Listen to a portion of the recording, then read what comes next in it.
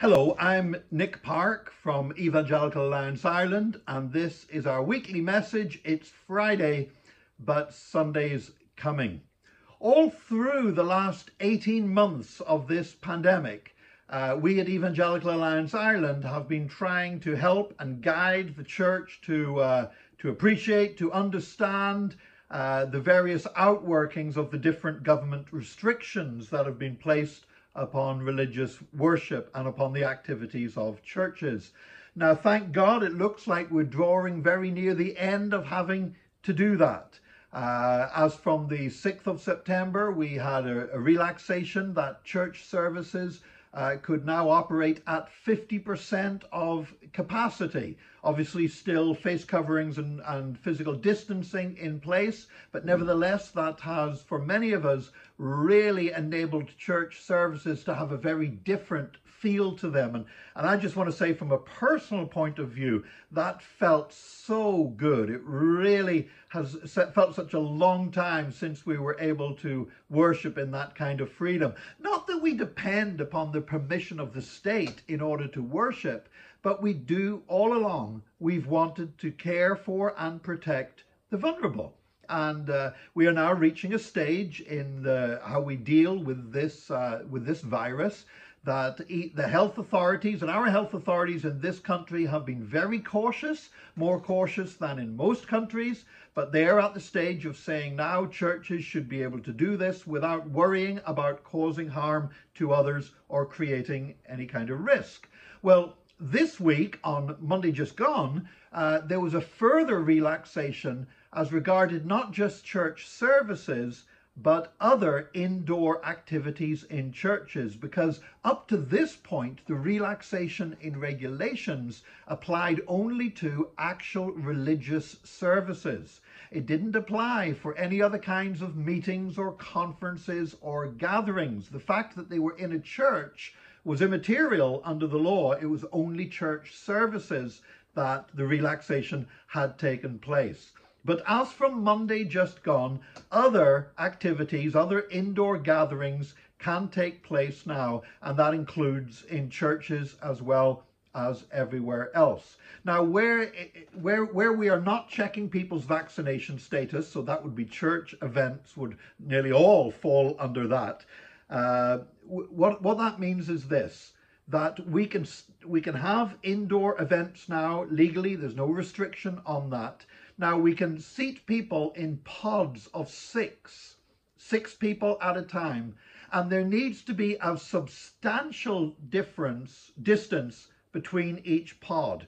Now, we're not quite sure, there's no definition of what's meant by substantial, but it's obviously more than the standard 2 meters. So it would be safe to assume a 4-meter distance. So if, like our church now for Sunday worship, we've got rows of 6 seats, each seat is 2 meters apart, it would be good if you're having any kind of a conference to just put that little bit of extra distance in there, to have maybe between one row of 6 an empty row and then another row, and that will give you a full 4 meters distance, and you'll still be able to hopefully accommodate the numbers that you would need for these smaller indoor events other than actual church services. Now, of course, we are looking forward to the big date. We're looking forward to is the 22nd of October, when, all being well, the final restrictions on any kind of church services will be removed. And we are looking forward to that, and all of the indicators, the numbers, both everything we hear from the government and from the chief medical officer and everything else leads us to believe that that should happen on schedule. So that will be a great time of rejoicing. And I want to encourage you, really, because we have a National Praise Day taking place at the end of October. National Praise Day for the last couple of years has been held on the 31st of October. And the 31st of October this year is on a Sunday. And it's just coming 9 days after the relaxation, the full relaxation, if that happens according to plan. And so I want to encourage you now. I know a lot of people have been cautious about going back to church, and I certainly wouldn't be wanting anybody to do anything where they felt unsafe or insecure.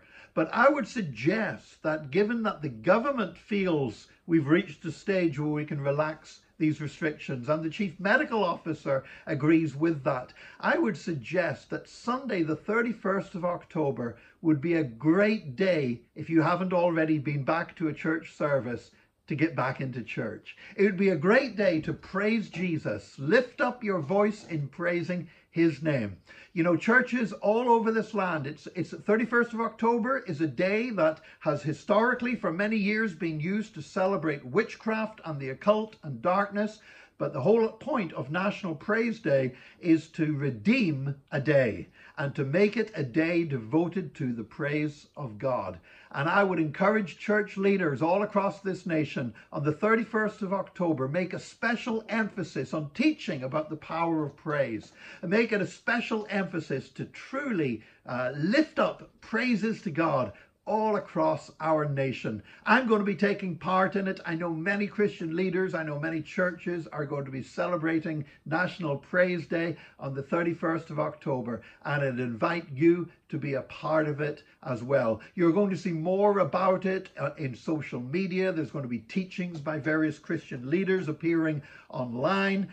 You may hear about maybe some emphasis or something that has been marked into the church that you attend. But I would encourage you on the 31st of October, lift up your voice, praise Jesus. Let's worship him in freedom. Let's worship him in truth. Let's worship him in joy. And let's move forward into what God has for us in the future in Jesus' name.